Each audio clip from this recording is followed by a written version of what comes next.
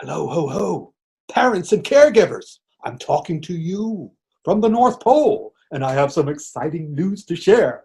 My elf have created personalized and fun virtual visits from me to the little elves in your life. Safe, healthy, and live from my home to yours. We can talk about presents, sing, and have fun for up to 20 minutes. Hope to see you soon.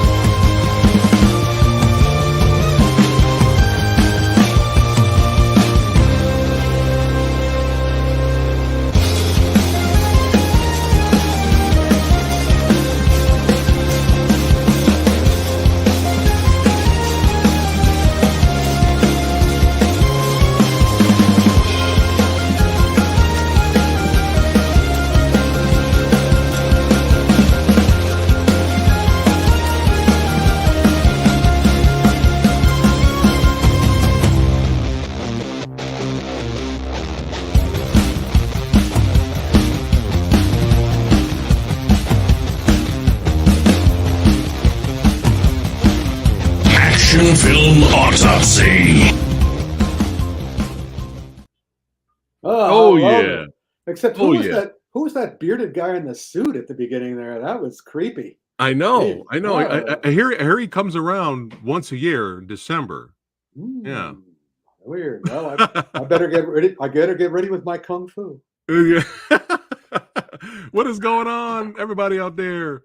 It's your boy Preston, PhatSamuraiGuy, back again with another episode of Action Film Autopsy, at least on this channel, the 20th episode. Oh yeah. There you go. Celebrating it on this channel, at least the 20th episode. So congrats, everybody watching, hanging out with us all these times, all these episodes. And we got the legend himself has returned, Kung Fu Santa, Ric Meyers. Welcome back, brother. Hey, everybody. It's nice to be a little earlier in the day. It's good for Phat. It's good for Sifu, and I hope it's good for you. Yes. So thank you, everybody, for watching and hanging out with us today. And boom, putting it up there on the screen. Ooh. You can email Santa. That's right. Check the link in the description box below of this video. Get some requests. Get to hang out with Santa for about 20 minutes or less. Or more. I don't care. Yeah. So make sure you check it out. How long has Santa been doing this, Rick? Oh, Santa's been doing it for centuries. Just hundreds and hundreds of years. Even though the technology wasn't there back then. He still made a way. He's doing it online? Well, that's lasted as long as the online has lasted. But he's been giving gifts to good little girls and boys for centuries. Yes. He's watching if you've been naughty or nice. No, he's not. Oh. That's propaganda done by some idiot. Basically who needed a rhyme. They needed a rhyme. So they did that. So I can assure you, Santa himself told me he knows when you're sleeping, he knows when you're awake, he knows when you've been bad or good, so be good for goodness sake. But that's not because he's there. It's because every time you go to sleep, your energy changes. Every time you wake up, your energy changes. When you're good, your energy changes. You're bad, your energy changes. And there's a reason that they're up at the North Pole, because your energy rises. And the elves have this wonderful machine where your energy is just like your fingerprints. They're just unique to you. So it goes into the machine. We get your energy. We know all this stuff. Well, not we. Santa and the elves know. That's right, Santa and the elves. Yeah, but yeah, make sure you guys check out the website and check the link. It's all in my book, Santa Confidential. If you want, there it is. Also, if you go to the site, you'll see an advertisement for the book, which will tell you all the truth Yes. About the real Santa. The real Santa, yes. But if you want a little bit of a piece of Rick, y'all know what you need to do. You want a piece of me? You want a piece of me? You want a piece of me? Oh, you want a piece of me? You want a piece of me? You want a piece of me? You got it! Get a piece of Rick. Yeah, we just put up outside of the Chimera, we put up a poster of Bruce Lee the Legend signed by the screenwriter. And there was another poster that we put up. Oh, yeah, the John Woo A Better Tomorrow poster. It's autographed by John Woo. That's and amazing. That's available now off of the site. You can just email me or you can email Chimera, and it's for $150. Dude. Autographed posters, full size, perfect condition. By John Woo. That is autographed amazing. by John Woo, autographed by Russell Cawthorne. There you go. Who wrote the best documentary. Rick's got a lot of goodies. So if you want a piece of those goodies, check the link in the description box below. So you go straight to Rick's shop. I shouldn't point down there. I should point over here. There we go. go. There you go. Not down here. Don't check down here. Check over here. Copy that. Oh, we got Lady Danish in the house saying hello to everybody. What is going on? Jet Tiger. We got to give the shout out for everybody watching right now. Yeah, of course. Texas Sumo. McCloskey's in the I'm sorry, brother. I got to do it, man. I got to do it. Hey. Oh, my goodness. Yeah, good to see everybody here watching right now. Yes. A snippet of the beard. I'll give you a little of this stuff. I'll give you some of the backsplash. We need this. Yeah. You can have a big hunk out of it, a big sort of circular hunk out of this. Copy that. All right. Now, before we get into the action, we got to get into the horror. That's right. A little bit of that horror. And then we'll jump into the action film Autopsy. Okay. So our Indiegogo campaign action film for The Contract has been postponed till later next year. So we decided to switch gears, me and director Ranjeet S. Marwa. That's right. Switching gears from action to horror. Yes. And check out the Indiegogo link in the description box below. Check it out. It literally costs nothing. It's literally the Indiegogo total goal is literally only $1,000, which is probably as much as it cost to feed Bruce Campbell for breakfast on the set of his films. Okay, it's literally nothing. So if you guys want to pay a little bit more to get perks to become a producer just like me, or get a copy of the movie, posters, all that good stuff, you can do that. That's greatly appreciated. Or hey, every little bit helps. $5 here, $10 there. But we need to make this movie happen. Ranjeet S. Marwa has a great filmmaking team with him. They're all ready to go. He has a practical effects artist for the awesome gore effects. They're all ready to go, but we need your help to make it happen. It's literally beans. Yeah, it's not nothing. It's a 1 with 3 zeros. Yeah. So we need a lot of ones to make up that 1. There you go. And the zeros will take care of themselves. Yes, we need 1,000 people to donate $1 each. That's all we need. But we got to make it happen. Yeah. But yeah, Reptilian is the name of the film. That's right. It's going to be twisted. It's going to be dark. It's going to be bloody because Samurai Guy I got to have the gore. I'm a gore hound. I'm sorry. I got to do it. But yeah, it's one of Rick's favorite genres of all time, the slasher genre. But it is a slasher film inspired by Hostel, Audition, Ichi the Killer, The Devils, and many more. And what do all of those films have in common? They're all twisted, dark, and fucked up. So that's what this movie's going to be. But I want to introduce you. It's only a couple of seconds, but the lead actor, David Lamont, is phenomenal. He is very intense, and he always goes all in on his projects. And when he just becomes the character. So he's our lead slasher antagonist. Who's going to stop him? Who's going to be the detective or go after him? Well, you're going to have to watch the movie to find out. But here's a little section of, here's a little taste, a couple of seconds of how you guys can see how intense David is in action. Reptilian, let's do it. Forsake thee! I will not forsake thee!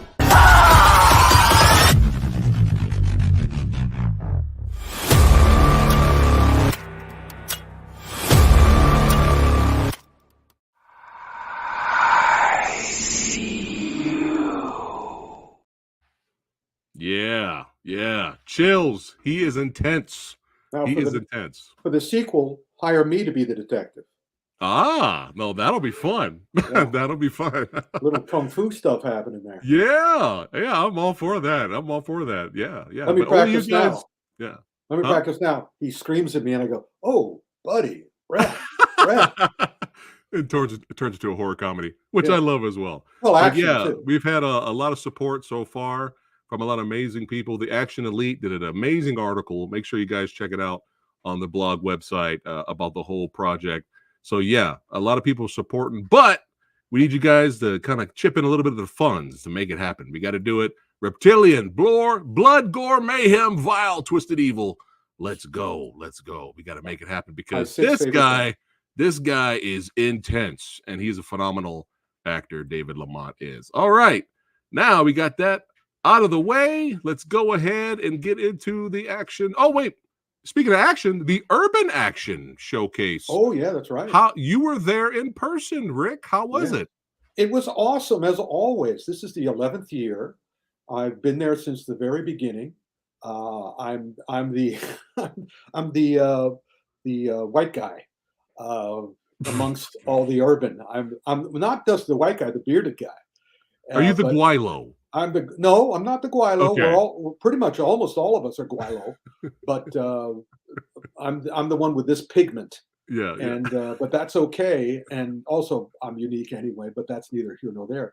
Yeah. It's a great show. It's always a great show. There's movies going all the time. There are these up and coming filmmakers and actors and stunt people and also stars. I mean, we have and I thought I was going to be involved in. They were doing the anniversary of Return of the Ninja, and because I'm a big best-selling ninja author, I thought I would be involved in that. It turned out I got there, and they said, "No, don't worry about it. Just have fun." And so I did, and I met everybody. You got some of the pictures of all the folks I was meeting. Yes, let the audience know that's watching who is hanging out with you. Oh, these guys are wonderful filmmakers from Pennsylvania, and that's their little thing back there. I've already blanked on their names, but they were terrific. And also, she has a bunch of chicken nuggets behind her, which is very nice. We love chicken nuggets. Yeah, and so we talked about that. Oh, there's one of the great kung fu teachers. He used to be in New York, and now he's moved down south a little bit, but he's always number one, and I'm always number two. And there's Ricky Baker, who's sort of like my UK variation on me because he's still keeping the torch going. And there's Karen Shepard, who fought Cynthia Rothrock in a movie, and the great Black Dragon himself, Ron Van Cleef. Yes. Oh, Karen is great. Yeah. She's great. And I had the opportunity to interview Ron right here on the channel. So make sure you guys check that out if you missed that one. But yeah, of course, the last one here. Yeah, there's our Bobby boy Samuels, and there's the legend. And there's another magnificent teacher. Yes. And then I realized, I go to this not necessarily to help out, but to enjoy because I only see these people once a year and at this event. Yes. And it's always just a joyful, re-energizing experience. That's awesome. And what made me laugh, my boy Matt Merritt from Keep Forward Productions and my other buddy KO, they were out there and their projects were winning awards. So congrats to them as well. But they sent me this photo here and I had to respond on it. But I had no idea my logo was there at the event. And I was like, oh, it's so humbling. It's so sweet, so nice. I had no idea. Yep. But yeah, those guys are legends. So thank you guys for sending me that photo. Got to represent. Demetrius, if you're kind to Demetrius is like the greatest elf, the greatest Christmas elf ever. Because if you're nice, he'll be nice. Yeah, he always gives back, even when you don't know he's doing it. He'll always give back. Yeah. Big shout out to Demetrius. Love that guy. But the plan is the Samurai Guy is going to be there in person for the first time next year. Yeah, that's the plan. That's the goal. Yeah. Let's hope so. Yeah. We'll see what we can do. Kevin here saying hello, Kung Fu Sancho. There you go. He says, I love your Minions picture. It looks awesome in the back there. Thanks. Well, yeah, I was the Kung Fu teacher on that too. The Dung Fu teacher, as they called me. Yes. Anyway, speaking of Kung Fu, let's get into it. It seems like, the iron grip that the Chinese Film Bureau has had on action cinema in China is loosening a little bit. Not everything is 100% a wushu anymore. Actual kung fu, the word kung fu and the actions kung fu are slipping more and more into these movies. And so what do we got? Do you have a picture for the first one? There we go, Avengement. Not to be confused with Scott Adkins' Avengement. No, not to be confused by that in any way, shape, or form. How was this? This thing started, and I was going, interesting, because it really seems like this lead actor and the approach to the story. It starts when the person he's playing is a little tiny baby, is a child, a 3 or 4 or 5-year-old child. Yeah, and it takes place in back in the day when the dynasty, the Mings and the Qings dynasties, and this evil government official comes in because this kid's father is honorable and his mother is honorable, so he's coming in and he's going to assassinate the mother and father, and the kid gets away. The father manages to get the kid outside the fence, and then turns around to stop everybody from getting it, and the kid runs away, and then he goes to his auntie, who's not actually an auntie. She's an auntie in that both she and the father went to the same kung fu school. The kid's father and mother are killed. Auntie runs a security place where she teaches kung fu to her students and her helpers, and they go protect other people. They're the famous guards that if you have a shipment of gold, they'll come along as hired guards. And so he goes there, and she realizes that I will take care of you from now on. And so, but of course, what does the kid want? The kid wants what the title says. He wants avengement. And so even as a little kid, he's not listening to his auntie. He's going to the other students, and he's trying to learn kung fu from them. 20 minutes into the movie, and it's been very cute so far. It's been very well made. It's on those great sets with those great costumes.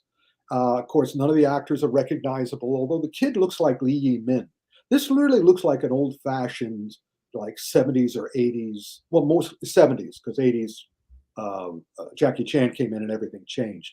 But it was like a 70s kung fu film because he wants revenge. It reminded me, I can't remember which Shaw Brothers movie it reminded me of, but I think it was a Sun Chung movie with Wu Jing, or not Wu Jing, with Wang Yu, not Jimmy Wang Yu, the other Wang Yu, Wang Yu, or Fu Shang. It reminded me of that because I can't remember what movie it is. I gave away all my DVDs, so I couldn't check to see which movie it reminded me of. But 20 minutes into the movie, the auntie finds out the kid is learning mediocre kung fu from her students. And he goes, and because she brings in a teacher. She says, I found you a teacher. And he goes, I don't want to teach her. I don't want a teacher. I want to learn kung fu. I want you to teach me kung fu. And she goes, you want to learn kung fu, huh? And she takes her stick and she beats the crap out of all the students. And all the students go down. And she goes, you want to learn kung fu like they know? And then I wrote down the speech because it was so good. This is, if you want revenge. Oh, no, see, I knew I can't stand my own writing.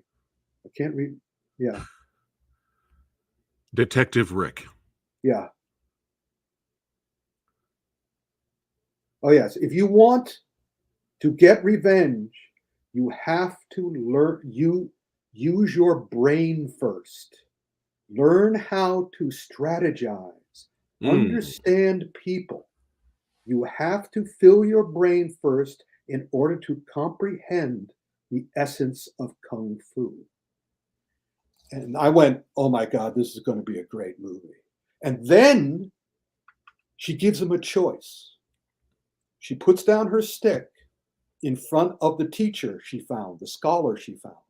She goes, you have to make a choice. And it's just like baby cart. It's just like, he has to between the ball and the sword. So she's giving him the stick or the teacher. And he chooses the teacher.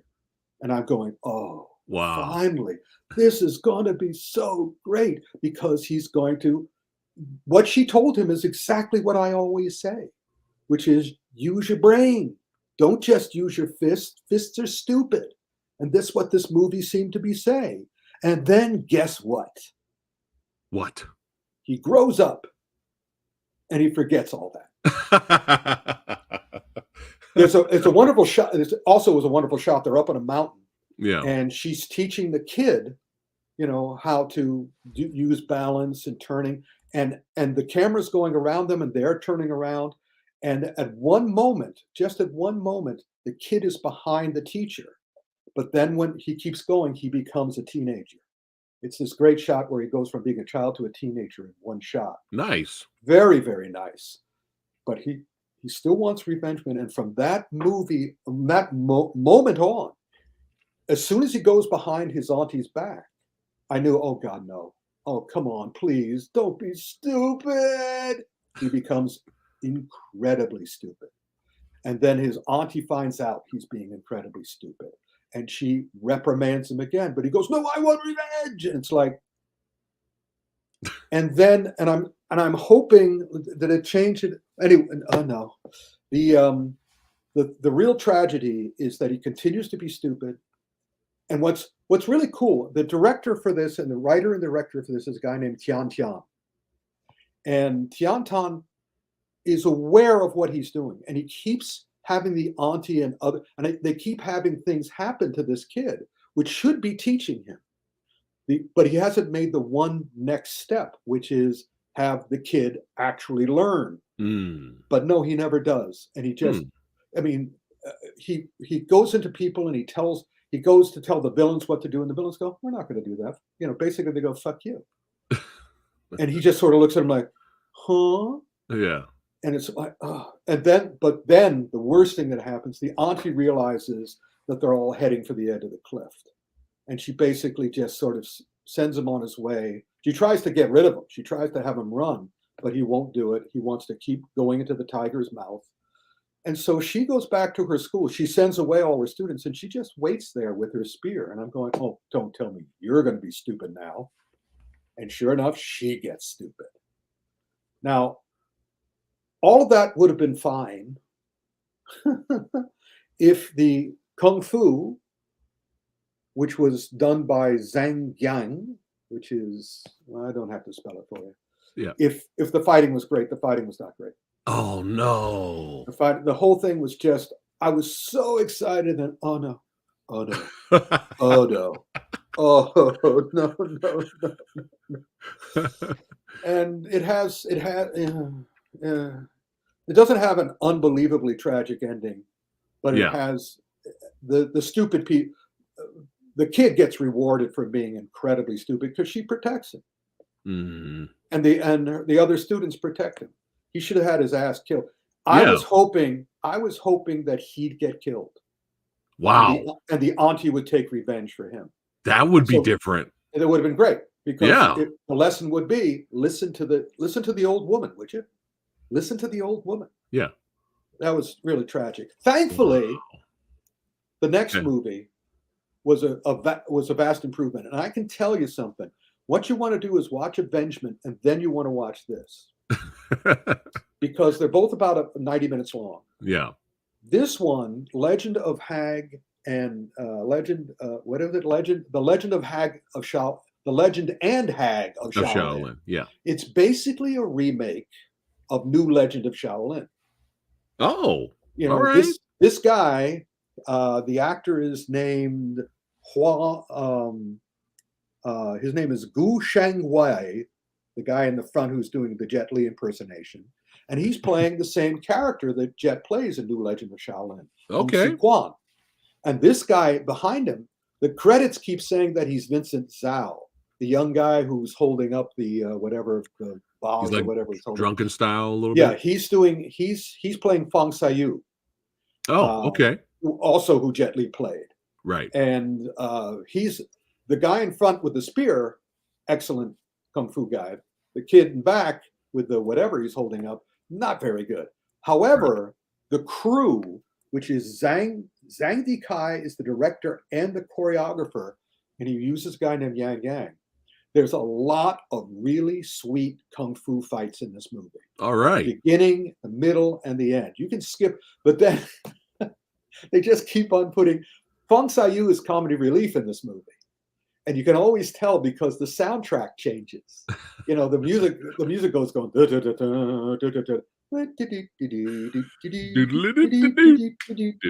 you go, okay, this is the comedy part. I can fast forward through this. But he's played by Zhao Wenzhou. So all these American places think he's Vincent Zhao. If only he were Vincent Zhao. I know, right? This would have been even better. But put some respect on Vincent Zhao's name. Yes, Yang Dikai and Yang did some very sweet, actual, real kung fu. Nice. It's a decent, cheap video streaming version of the new legend of Shaolin. Right. And Okay. the Hag is from the White Lotus sect, and they have a really kind of, that's the woman in the back there with Right. that thing over In her the face. white. Yeah. Yes. That's the Hag, and that has a nice little trick to it too. All in all, I was, especially after Avengement, I got to watch this and went, "Oh, this is much better." It's like an antidote to Avengement with actual kung fu in it. Nice. Maybe not magnificent kung fu, but you Right. can see the difference between Jet Li and these new actors, because Jet Li has real charisma and real energy. This guy does a good job, but not like Jet Li. I mean, Right. Jet Li's got the power, but it still was worth seeing if you need a kung fu fix. Nice. All right. Bad Next, City. An extremely well titled film. Oh, I knew it. Extremely I well- knew it. I knew Rick would hate this. No, I didn't hate it. Oh. I didn't hate it. Okay. I mean, I thought it is what it says it is. I mean, if you Okay. want, and I knew you would love it because it's badass. it's badass. What's the other thing you love? Badassery, and what's the other thing? Violence. Yes. Lots of violence. Yes. Everybody's fighting all the time. The fighting, and it's also is this a Japanese film or a Korean film? It's Japanese because It's Japanese. That's right. It's a Kensuke Japanese did it, film yeah. trying to be Korean because they keep on trying to repeat what they did in Old Boy, and others they try to have those long The fights, hallway fight. Yeah. hallway fights, Mhm. and it's certainly more realistic Yeah. than say John Wick 4, Oh, but- yeah. but it's not as realistic as it could be because they're taking on huge crowds. Yeah. And these crowds have baseball bats, they have knives, they have Yeah. metal. And again, and thankfully, this leading character, who's a wonderful actor, his first, Yeah, he's great. he's been working since 1984. He's been in all these films, Yeah. and he has a great charisma. Oh, yeah. And it works for what it. I mean, he was a regular actor in the Bebop High School series, but now he's become this white-haired guy. Okay. And it's not bad for what it is. Although, of course, the fighting is strong, Right. but it's not as realistic as I would like it to be. But they didn't have time because they were taking on dozens and dozens and dozens of people.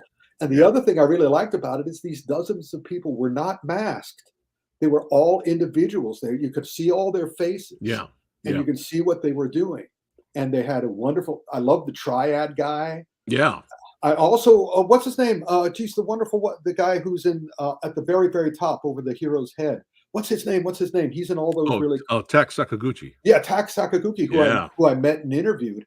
He's great as one of the main villains. So That's yeah, all in amazing. all, very entertaining, badass, kick-ass. That's movie. high praise from Rick, guys. It is. Well, we're hey, listen. This That's month high is praise from Rick. this month it's all badass, it's all kick-ass. And the reason I wanted Bad City to be the last, these by the way are all on Haya. They're all on Wellgo USA Haya. Yes. So you watch those and then immediately go over. Yeah, there we go. Immediately from there, go right over to Netflix. Because Netflix, back when I wrote my original martial arts movie book in 1985, the book I wanted to do next was a book on Bollywood. I wanted to do a book on Bollywood action. But at that time, none of them were subtitled. They weren't available on, to Guilo. I don't, Mhm. what are I have to find out what the Indians call white people. Because Guilo is Chinese, Gaijin Right. is Japanese. I got to find out what the Koreans call us. Yeah. But anyway, so I'm excuse me, not what the Koreans call us, what the Indian, Yeah. what the Hindis and the Right. and all the rest of the guys call us. But in any case, it wasn't available to white people subtitled. I had a little Indian shop, spice shop, within walking distance of my house, and I would go and get VHSs, a pile of VHSs like this, because they were like $1 each to rent. Yeah. And what was hilarious is all these movies are more than 2.5 hours. They're At minimum. At minimum. And now it's changing, but at that time. But I got these VHSs and I'd put them in, and they'd show like a quarter of the movie, and then they'd have a bunch of commercials, which weren't on the movie. They added to them. Okay. Because they wanted you, because they know you were stuck. And you had to watch them all or try to fast forward. But anyway, but I couldn't do the book. But now Netflix is taking care of it. Netflix is putting the biggest selling, most popular Indian action films on their site, subtitled in 5 to 6 languages sometimes, all the different dialects, major dialects in Indian cinema. Yeah. And so the new ones, they have 2 new ones. Which one do you have loaded up first? This poster, I'm sold alone from this poster. That's why I used this poster. Yeah. Because they had a bunch of posters for this. I mean, look at this, guys. I mean, does the movie live up to the poster, Rick? The reason I use this poster is because this represents the opening of the film. Not only is it in its regular version, it's 2 hours and 49 minutes, but now Netflix has just put on the extended version. Oh, okay. So this is the opening of the film. This scene is a representative of the first major sequence in the movie, where this is an unknown. He doesn't know who he is. He's been found in a river, wrapped up, and they wrap him up, and he's in this tiny little village, and they nurse him back to health. And this evil troop of bandits attack the village, just like 7 Samurai, and of course. The great thing about Indian films are shameless. They're always exaggerated. They're always over emotional. Everything is done to the nth degree. They're not trying to be realistic. They're very much like the Shaw Brothers films, because the Indian cinema has their own realism. It's elevated, it's exaggerated realism. Right. But because it's like a musical and like an opera. It's totally acceptable to me. Again, I said this before on this show. When I watch a musical, I don't suddenly go, "Oh my gosh, they're singing and dancing. I don't understand this. I can't accept this." No, I can accept it. It's great and it's awesome. Same thing with Indian films. I'm not trying to accept anything because I know it's all going to be boom, huge. Right. So this sequence, they keep cutting him back on the bed. He's lying on the bed inside one of the little huts, and they keep going back to that wrapped face, and I'm going, wait for it, wait for it, wait for it, and sure enough, eyes open, and it's like the next thing that happens, this vengeful mummy starts waiting, because by then the bandits are killing and raping and murdering and slashing and eating children and all this stuff, and so. The child that's rescued our hero is about to get it. And of course, who shows up? And he makes mincemeats of everybody. It was really cool. Nice. But then the rest of the movie happens. Oh, no. Well, no, it's not. Oh, no. Okay. It's just completely different.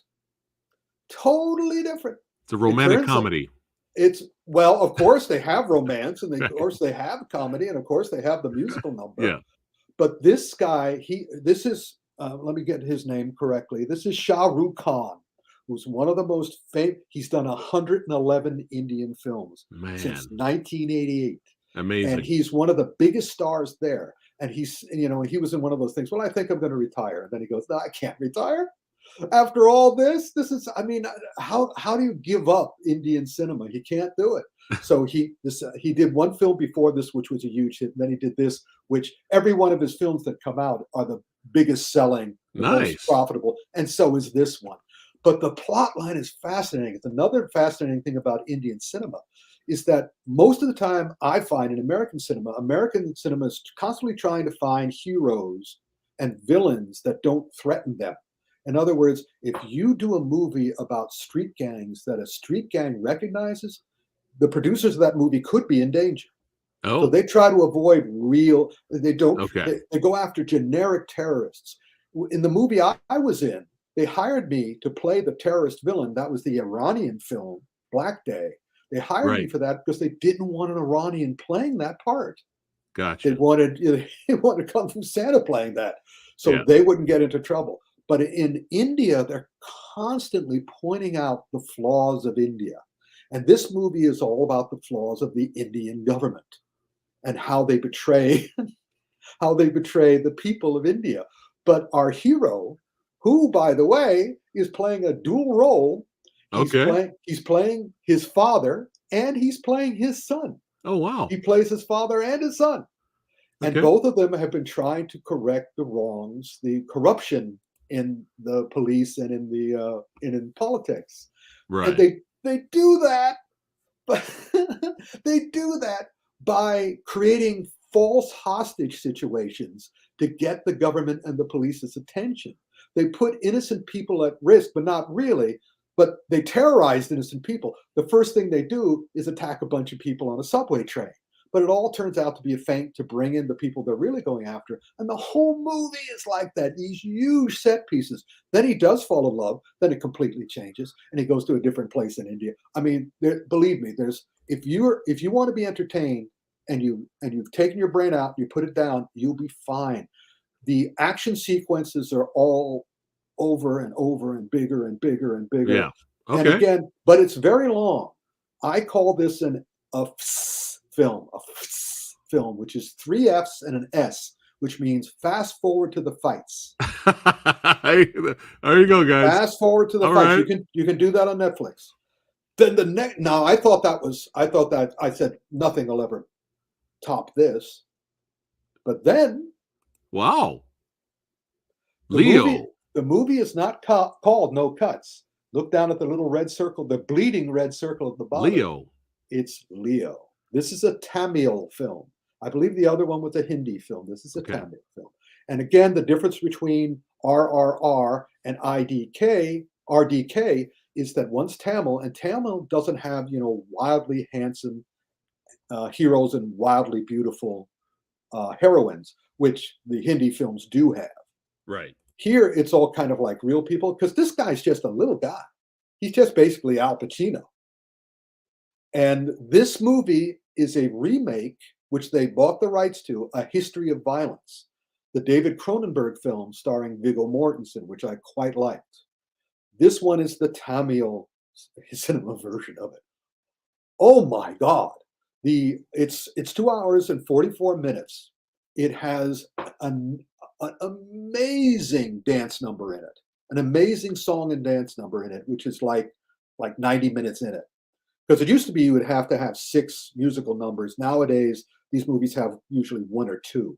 This one has 1, and again, it's like, holy crap, because I knew none of it was digital. Everybody behind him was all real, and there were dozens, if not hundreds. But the action in this, what happens in A History of Violence and what happens in this, is that it's a guy who's running a store, and some people attack the store, and he fights the people. He tries not to fight the people, but they leave him no choice because they're about to rape and kill his 5-year-old daughter. So he fights back, and he fights back extremely well. Maybe a little too good for being a shopkeeper. And then suddenly he hears from someone saying, "You're Leo, aren't you? You're Leo." And Leo, in the flashback that comes, is revealed to be one of the biggest criminals in all of the region.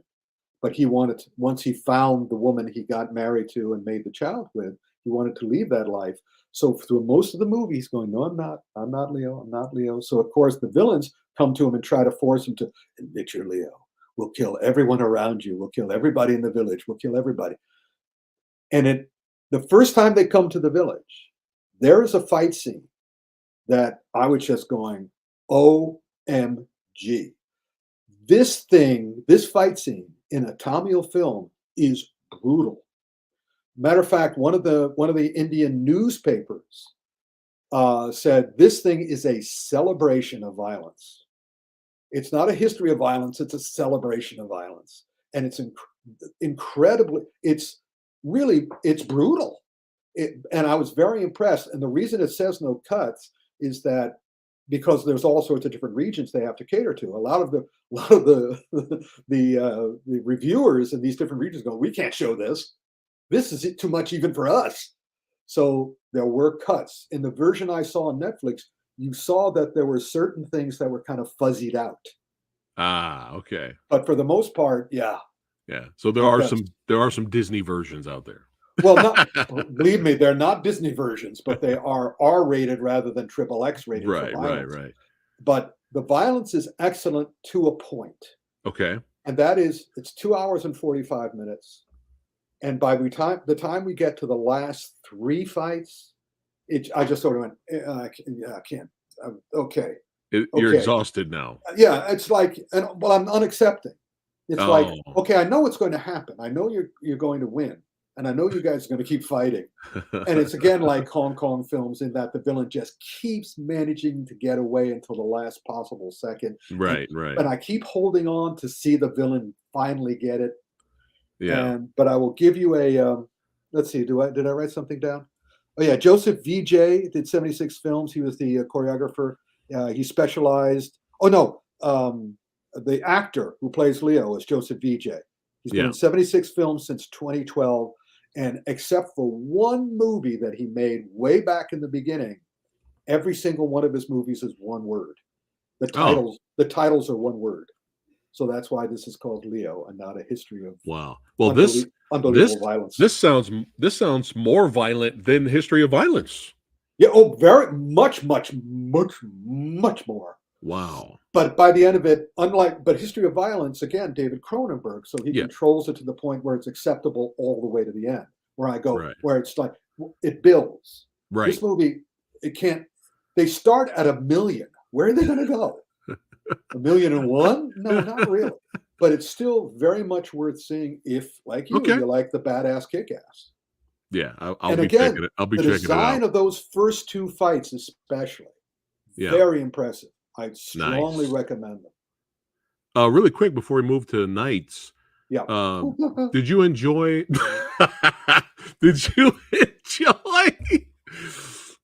Possibly not Knights from that laugh there. Did you enjoy Donnie Yen's Dragon?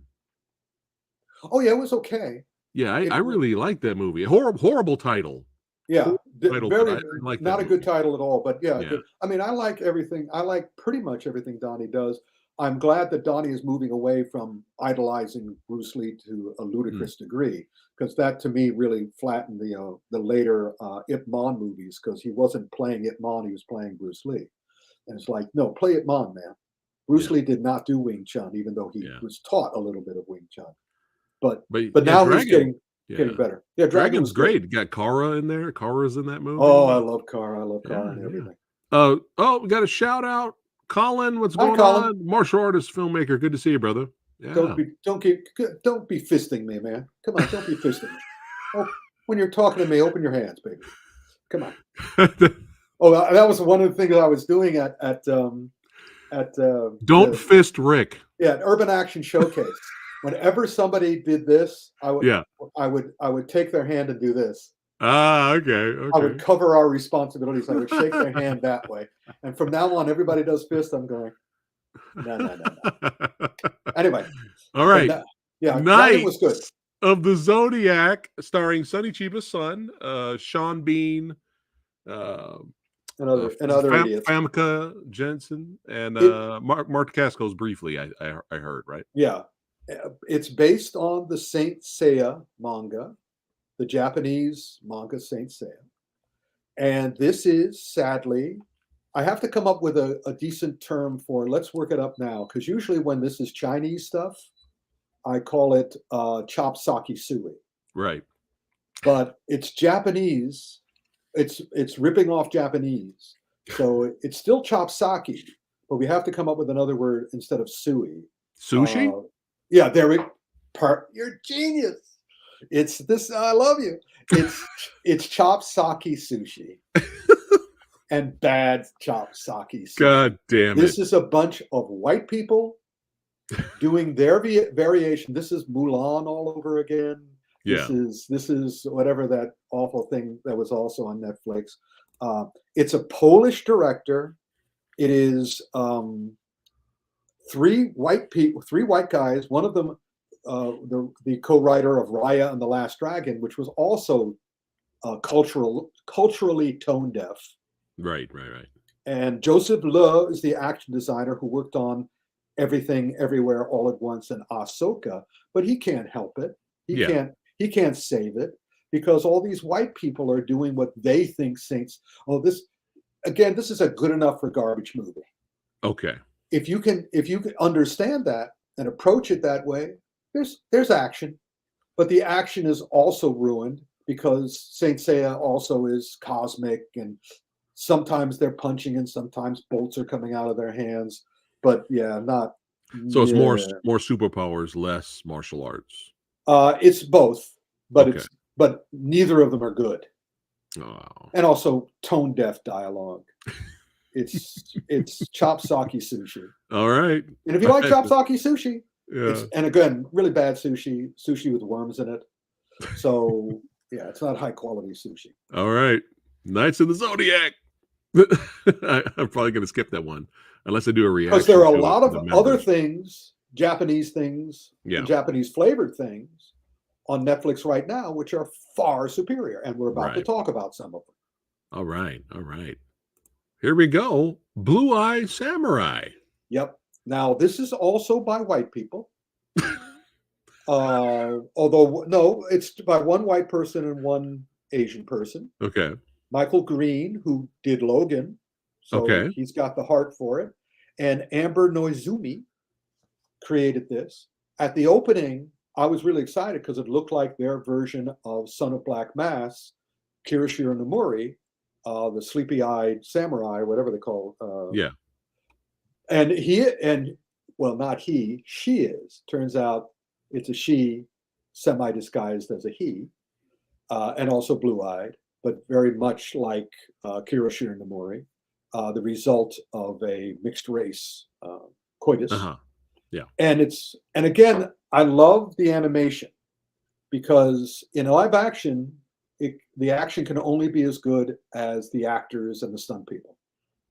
But in animation, it's only as good as the animators. Yeah. And the animators are great if they do their research. And the samurai stuff in this is good. All right. And the story to me, I think it's too long. It's 8 episodes. It's 8 episodes of 45 minutes each. And I think it should have been 6 or 5 tops. But I really enjoyed the beginning of it. But even so, all of the artwork is glorious. It's beautifully drawn. It's certainly tremendous. It's delicious sushi as opposed to the chop sake sushi. And so, Could this have been a movie? I think so. I think it would have been better as a movie. Yeah. I think it would have been better as a movie. But I'm glad they got the money for 8 episodes. It's still lovely. It's decent stuff. The action's good. The action's good because again, they're following the rules of samurai, and also there's a red-haired villain who doesn't follow the rules of samurai.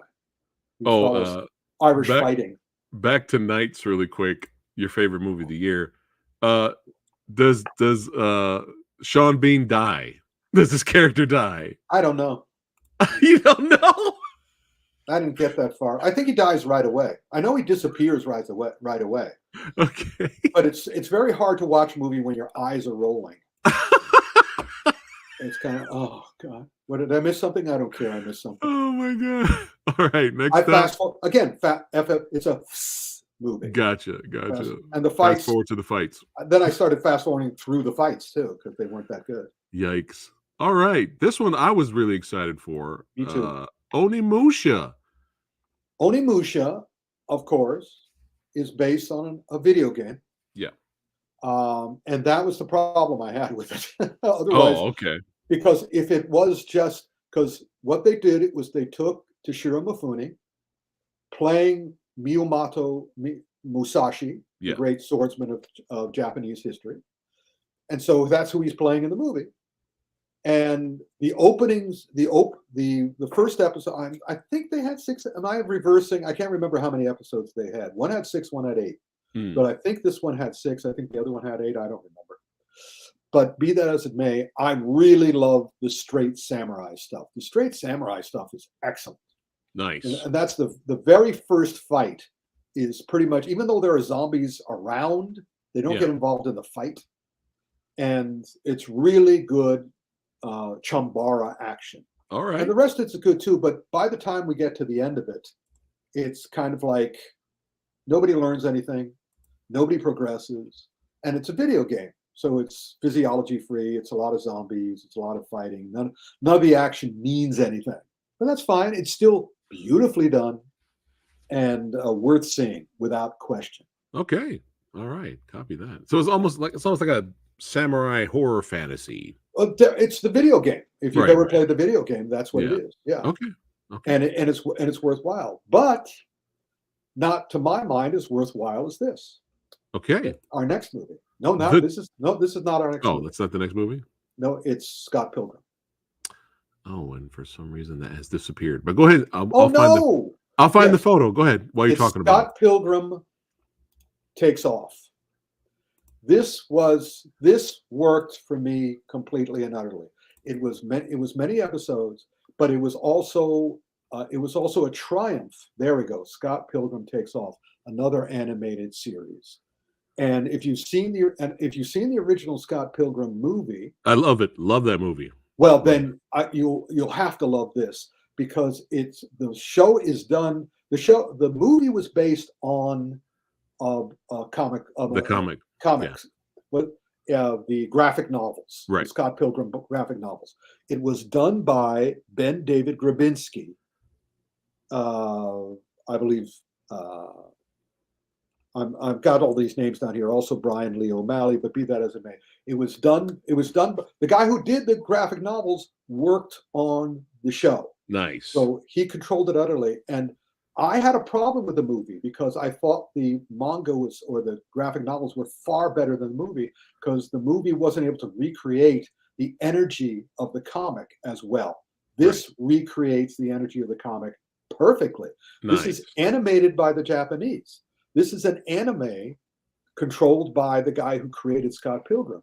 And they all do such great ideas. Because even though the entire cast of the movie are back to do the voices of the same characters, in the anime, he decides not to repeat the story. He decides that I'm not just going to do an anime version of the same story. Yeah. He progresses everything. The reason it's called Scott Pilgrim Takes Off, the basic idea of it is that Scott Pilgrim has to fight all the boyfriends of his lady love in order to get his lady love. Well, like in the first or second episode, I forgot which episode, Scott Pilgrim takes off. He disappears. It turns out that he was kidnapped by a future version of himself. What? Who tries to teach him the error of his ways. Even this future version's going, don't go after this girl. This will destroy you as it destroyed me. But meanwhile, back where he's not, the girl starts trying to find out what went wrong with all her relationships with her 6 boyfriends. And she goes back in time, and she goes back in space, and she goes back into their lives, and they're constantly growing and changing and developing. And she's learning why, when she falls in love with something, she always has to walk away. She's trying to solve the problem. And I'm like going, oh my God, I love this I love this series so much. I love this series. It's beautiful because it's done. I feel for the creators of the show because the creator of the graphic novels could never realize their graphic novels the way Right. it should have been realized. This does so, and he takes it and goes way beyond. Yeah, when I saw the trailer for it, and it just made me smile. It warmed my heart It to warmed see my heart too. the original actors come back, do the voices. I mean, And it's also how fun is that? the whole thing is super exciting, super smart, super funny. It's super. It's a super show. Nice. I All highly right. recommend it. Now let's go back to the All right. other one. Now, a movie that's pretty split, and I understand both reasons. But I did see this. I actually saw something for the action film Autopsy. But I want to hear what Rick has to say about The Killer, starring Michael Fassbender. I love the tagline on the movie. The tagline on the poster is absolutely correct. It's why some people liked it and other people didn't. Because and also it's based on all the assassination movies. Is it based off a comic book too? I thought. I don't know. It could be, for all we Yeah. know. But the point is that there are so many movies about assassins. I'm just trying to imagine the meeting between David Fincher and Netflix. And Netflix goes, "Oh man, we'd love to give you a lot of money to make a movie for us."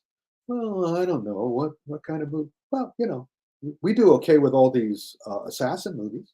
You want to do an assassin movie? And Fincher went, "All right."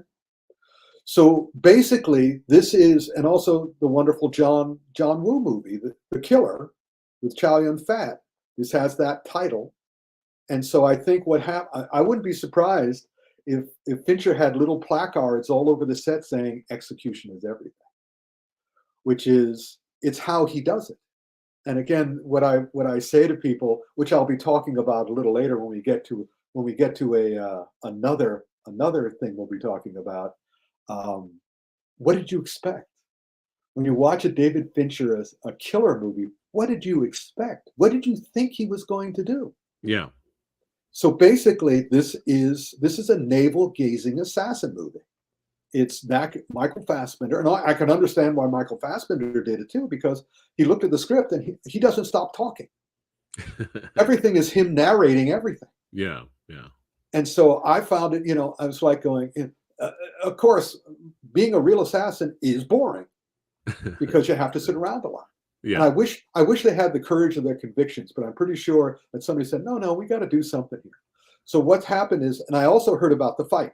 I heard about there's a fight scene in it. There's one fight scene. Yeah, yeah. And they should have watched Leo, because it's very similar to Leo. Ah. But Leo goes them a couple of dozen better. Oh my God! Now I really got to watch Leo.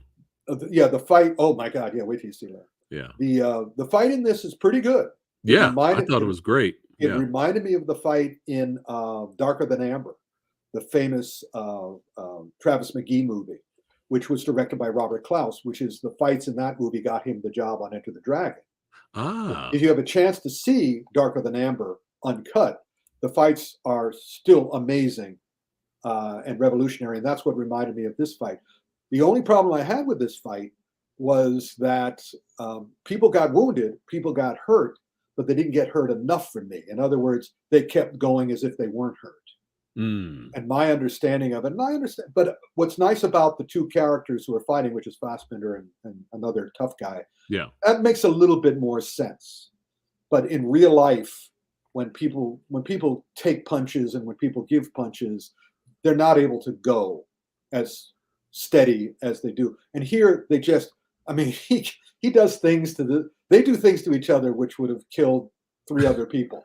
Uh-huh. But of course it was adrenaline, right? Come on. I think I'm willing to accept that. Okay. And I give it a thumbs up. The problem was I saw it after Leo. Gotcha. And Leo was kind of like, okay, you're not as good as Leo, but you're still good.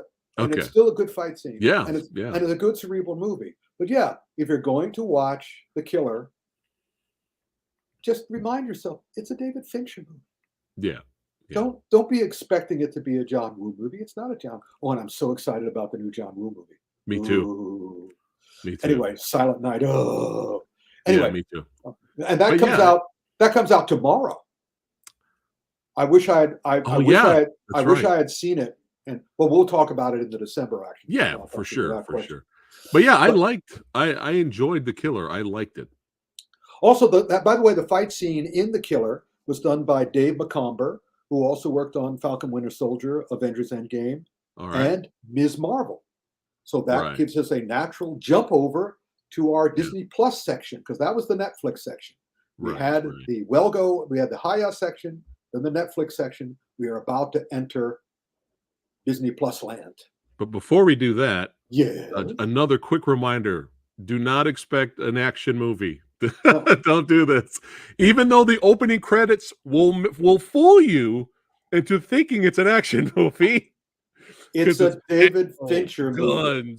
I mean but the opening credits, action music, the font, the ammo, the gun rack, the beginning of the movie, it makes it look like it's an action film. There's no in-action finale shootout. There's no end fight. I'm just warning them. As soon as you see the end of that, at the end of the credits, look in the background. You'll see David Fincher behind a bush doing this. Copy that. All right, now we're going from this to Disneyland, Marvel Land. All right, up first, Loki Season 2, Electric Boogaloo. I've been hearing nothing but positive things on this show. Well, at least this second season. People are liking it a lot better than the first. What do I always say? Wait till it's over. If the ending isn't good, I don't care about the rest of it. Gotcha. If the ending isn't good, don't care. So Moon Knight, don't care, because the ending wasn't good. Yes. Secret Invasion, we won't even get into that. But if you nail the ending, you're 75 or even 95% there. They nail the ending in no uncertain terms. But I was enjoying it anyway, because I don't call it Loki. I call it Dr. Hookie. Yeah.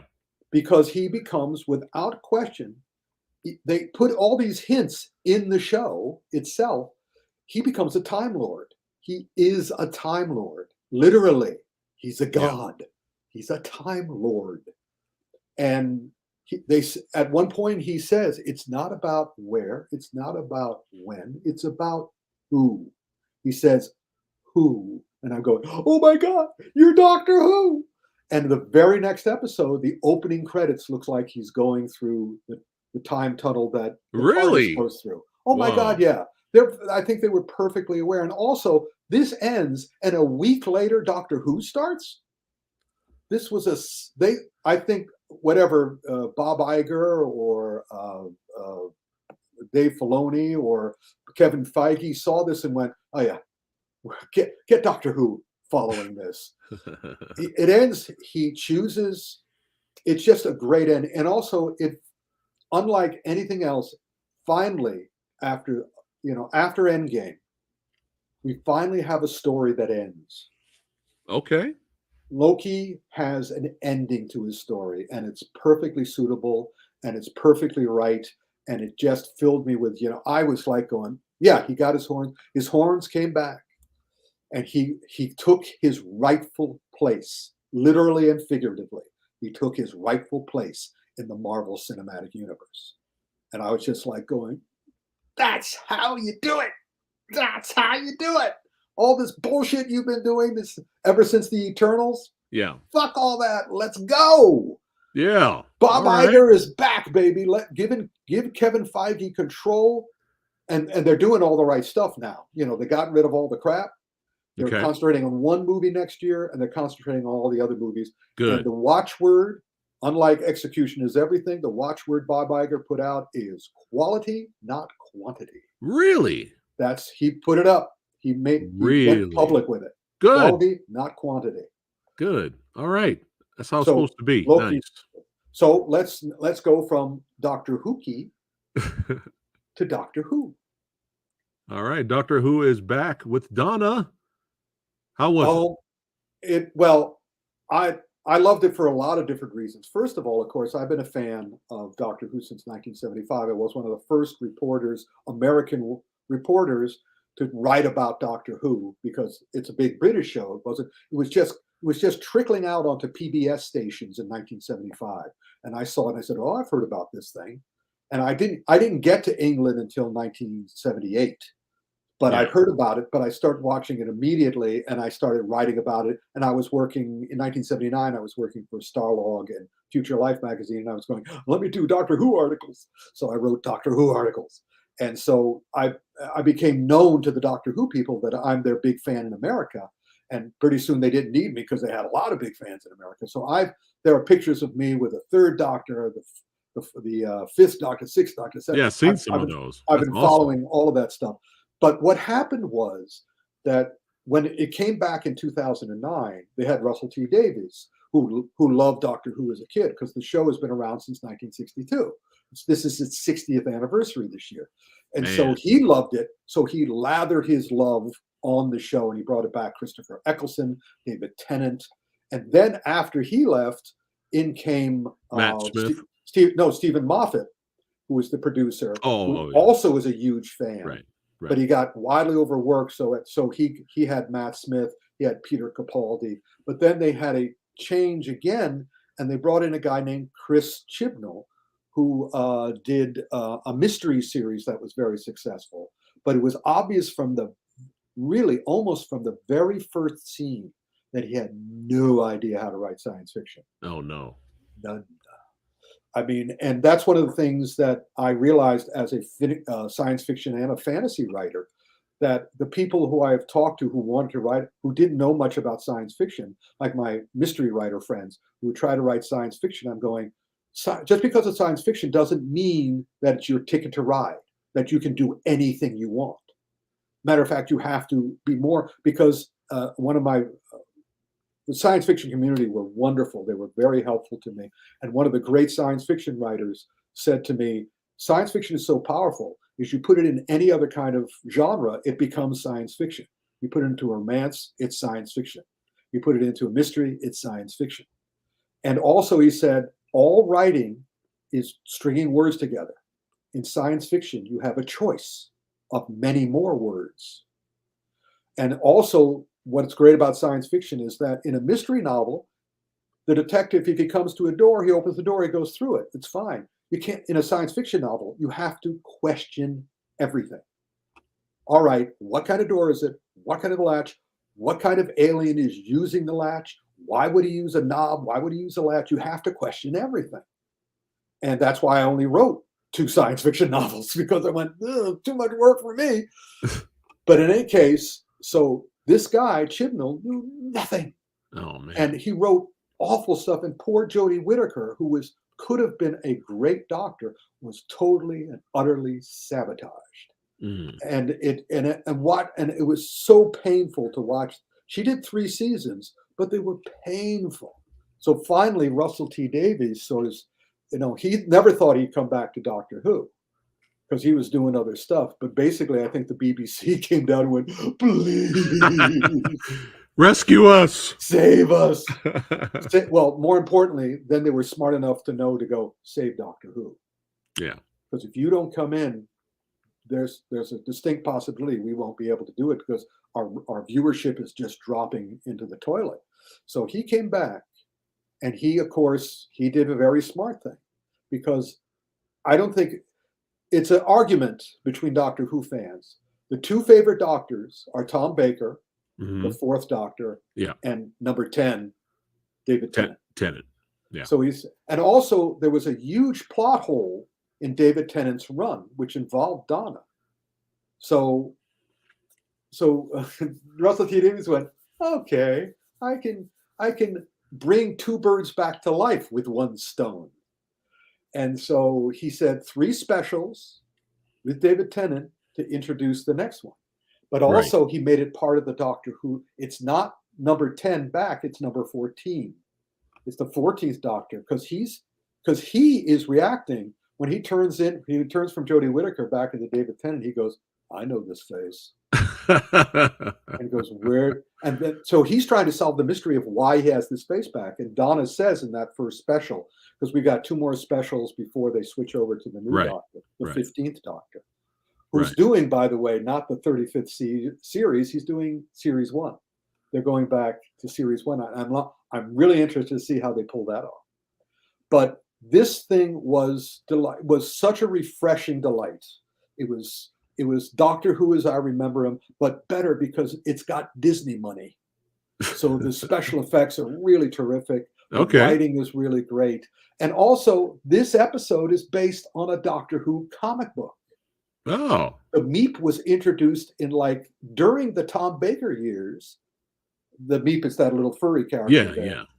They were introduced in the comic back in the British days, and so they're making all that canon now. They're doing the Dave Filoni thing to Doctor Who, and they're involving all the novels and they're getting the new ideas. But they're letting but the other favorite thing I really enjoyed the show. I've watched it 3 times. There are all these little nuances, and I have to put the subtitles on to get because they're speaking in these thick accents. But my favorite thing that's happening now is that all these other guys on YouTube, all these critics, are going, "Oh, I hate it because it's woke. It's ruined." They're just exclamation points, underlines, big ruin. Doctor Who is ruined, because it's woke. And so I just am laughing at these people. They're so delicate. They're so, they're poor little tantrum throwing hearts. No, it's woke, so we hate it. Because go back to the poster again. There's a Tran character in there. And it's like, oh no, and they changed Davros. Davros, the creator of the Daleks. They haven't made him wheelchair bound anymore. Oh, it's ruined. It's ruined. It's like it'll never be good ever again. And I'm going, oh, fuck you guys. Just go back into your comas. You're mad at woke people? Go back to being comas. I would love you guys to go back to being in your coma. That's fine. What's a 4-letter word for asleep? If we're woke, you guys are in a coma. It doesn't sound as good, but it is a 4-letter word for what you're in. Yeah. So it just makes me love the show all the more. I'm so happy that it's back. Never mind it being woke. Was it good? Of course it was. Okay. I've told you, because it's based on the comic book. The artist Dave Gibbons, and also they credited the comics, unlike the Marvel stuff, which doesn't bring the writers and the artists onto the making of shows. The very first thing they did, he's in the credits. They're not hidden, special thanks or special acknowledgments. On the opening credit, it says by Russell T Davies, based on the story by, right there. It's all right there. That's pretty cool. That was the problem with Star Wars. You remember, they were like, oh, everything before the new movie, all the canon, there's all comic books and all that is not canon. All the books, all the lore, it's not canon. This is what are you doing? They have so many lovely little things to catch. That's why I watch it 3 times, because there's catching up, and of course we have 6. And it's still a 60th anniversary special, so they have all sorts of seeds for the next. And thankfully, the 3 specials are not interconnected. They're somewhat interconnected, but they're all 3 in different things. Yeah, I loved it. When's the next episode? The next special? Saturday night. They're all Saturday nights. They start they're shown in England at 6:30. On Pacific time, they're at 1.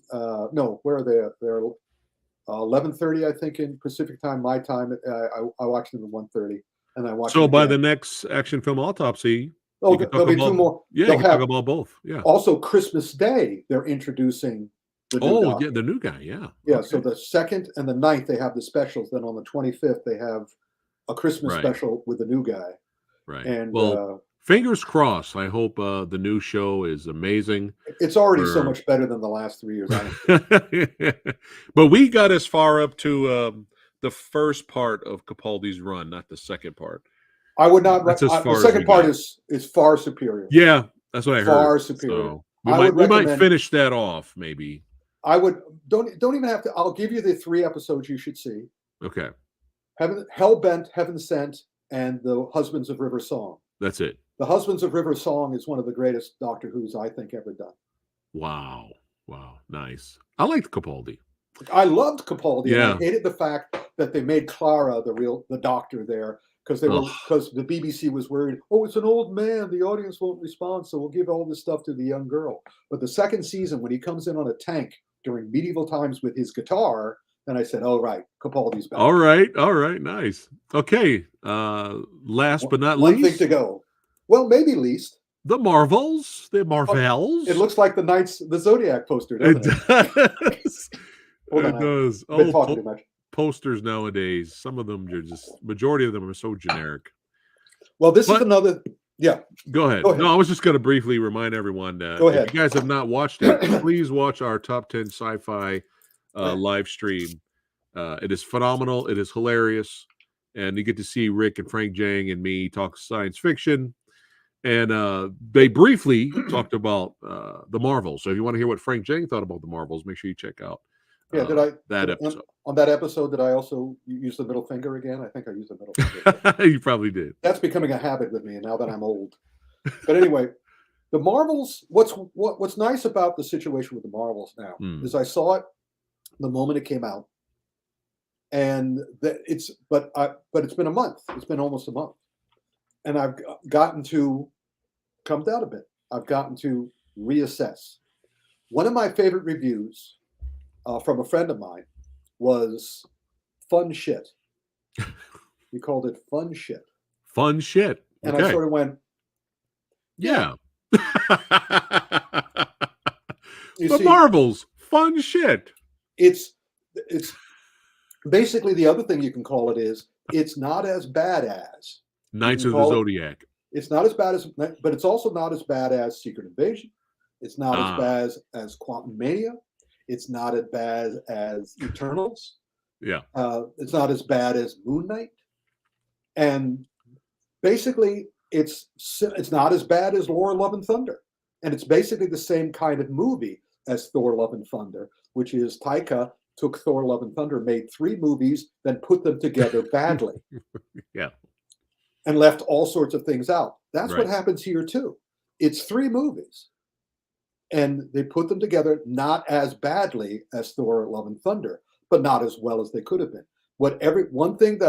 I think it's safe to say virtually everyone, unless they're being a coma asshole, is that Ms. Marvel almost saves it. She certainly makes the movie. She's the fun part of fun shit. That's what I heard. I heard she's like the best part of the movie. No, without doubt. It's unfortunate. The other thing, unfortunately, is that they maintain the character erosion of Nick Fury. He's there for comedy relief, and it's kind of like, come on, guys, let him be Nick Fury again. Yeah. Let him do for Nick Fury what Loki did for Loki. Ms. Marvel is fine. She's in the middle. She's fine, but she gets caught between these 2 forces: one life, one death. Unfortunately, Rambeau, the other Marvel, she's given short shrift, and even worse, the villain is just. I love Tofu too much to call her Tofu, but she's bland. Yeah. She's just there to fill in a hole, and that's why she's that tiny little figure at the bottom of the poster.